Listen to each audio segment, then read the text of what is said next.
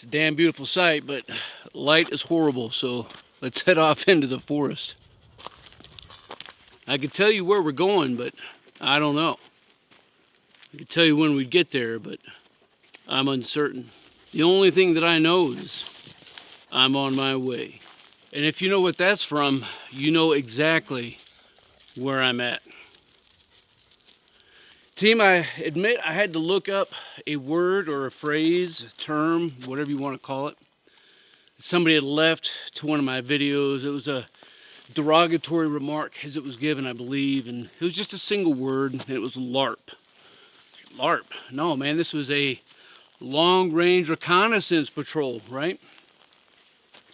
So I looked this up and discovered that, which I'm sure that you know, because you guys are a lot smarter than I am, that it means live action role play. And as I began to consider this phrase and this word, I knew what people were doing. I just didn't know it had a freaking name. It led me to believe that we have a serious problem amongst those who are supposedly serious about preparing for SHTF or whatever it is that we're all anticipating. You see, I think part of this issue is because growing up in the 80s and early 90s, grew up outdoors, right? We drank out of faucets if we drank water at all.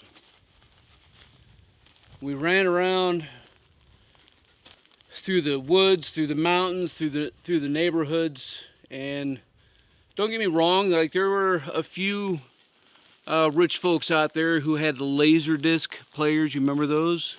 And even had not only VHS but beta. They had both, but most of us didn't. And so that turned our mindset into something different, even if we weren't recognizing it at the time. Towards the end of the 90s and beginning of the aughts, the emerging generations had a little bit of a different experience. At least most of them did, right? They quickly became addicted to video games, right? Beyond just Atari that your neighbor had, playing Pitfall.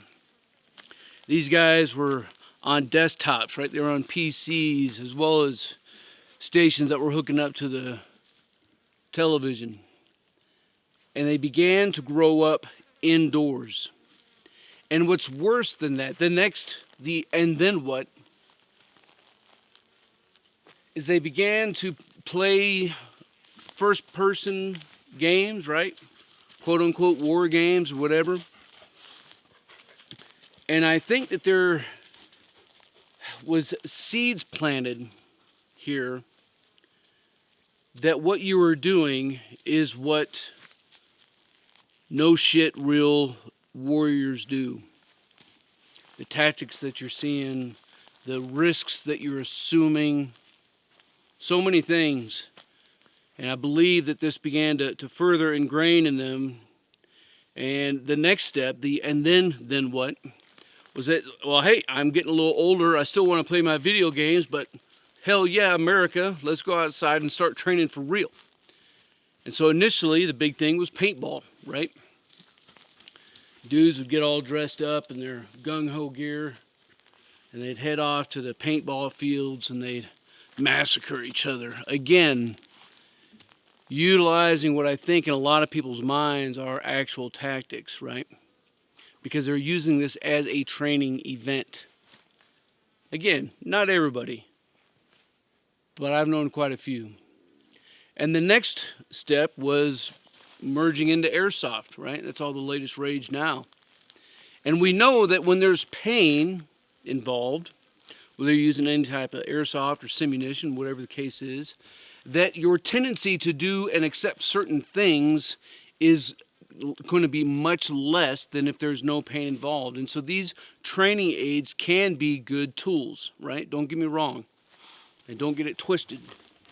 They can be good training aids. But even in these things, there is no risk other than a little boo-boo, a little owie-wowie. And yet, even though that it is there, people become thinking that I need to go out and do this type of training in order to prepare my small group tactics so that we can go execute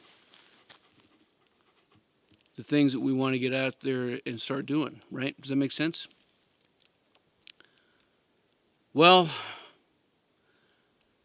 from my foxhole, from my perspective, you have to get out and train, right?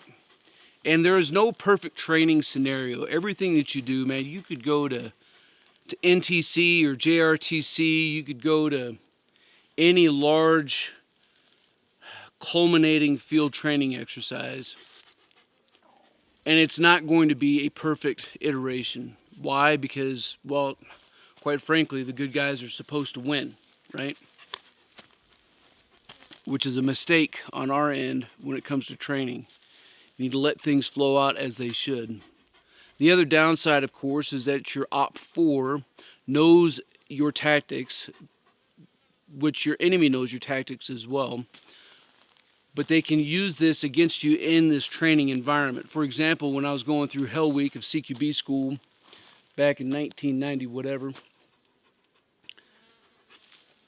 our instructors knew that we wore full body armor, right? And so they wouldn't shoot for the chest, even though that's what we were trying to do. And if we did anything other than that, those shots were considered a flyer. And you have too many of those and you're kicked out of the school. I think it was like 3 flyers and you're kicked out of the school. If you didn't hit center mass, you're kicked out, right? That's what the stakes were. Our instructors didn't give a shit. They knew what portions of our body were going to be receptive to pain and which ones were not. There's actually a twofold lesson here, right? So I was getting ready to enter into a T-shaped hallway, and the team leader told me to run the rabbit. So if you don't know what that is, you dart across, basically to draw the fire, and then you have 2 guys on opposing ends, and they do a quick button hook, and then clear, right? You should have 2 dudes running the rabbit if it is a T-shape. Well, I ran the rabbit. The other dude didn't run the rabbit. I got the bump, man, and they didn't freaking clear their corners. So what did that instructor do who's behind me? About 10 feet, he popped 6 rounds into my left ass cheek. Like, come on. That was pain extraordinaire. Taught me a couple lessons, right? One, obviously, that my battle buddies sucked ass. But it also did get me thinking about where we need to adjust our training, right? And adjust our mindset. You see, in a previous video, people misunderstood what I was saying to say that we should be going and working as a gray man. And that's not what I was trying to say, team.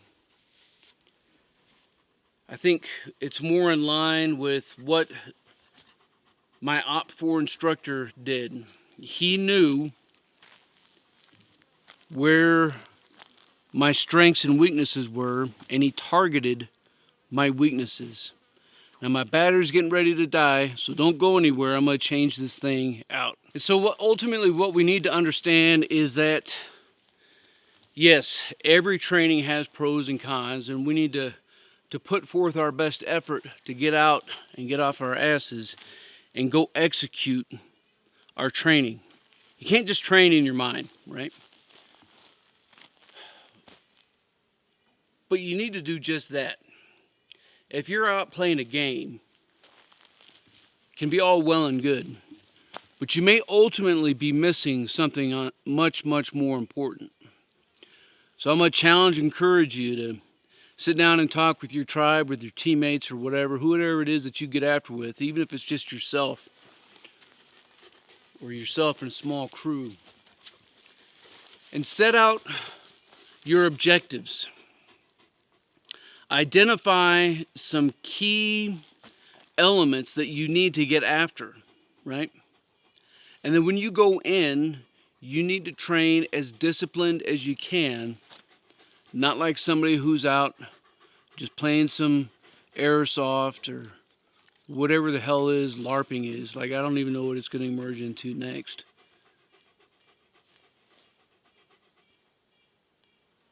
Don't just check boxes. Make your training as realistic as you can.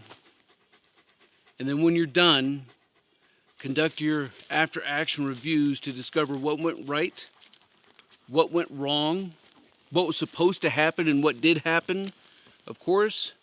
And most importantly, what can you do next time to be better than you were this time? Maybe it was an execution of a drill. Maybe it was as it relates to your kit. Maybe you want to change up some variables, do things at night or in a different area of operations. I see too many dudes out there, especially on the YouTube and the Instagram. Everybody's all about IG. And they're doing what looks like high-speed, low-drag gear and training. I'm just curious that if you could take a step back and look at it from a wider lens.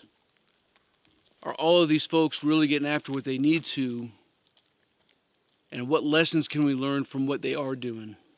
Some of them, I'm sure, are doing great and outstanding things.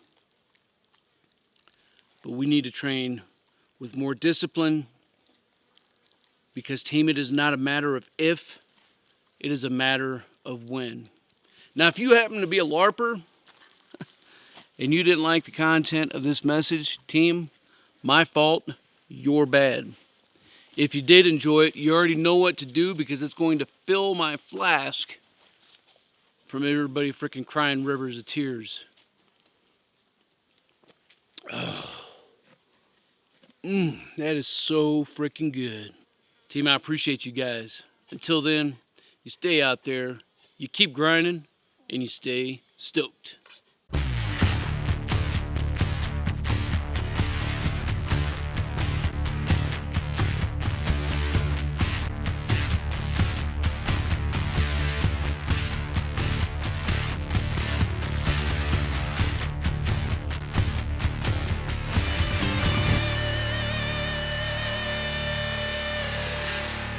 Team, if you want to master your craft and develop your tactical virtue, make sure you subscribe to the channel and click that notification bell so that you can stay up to date on future content.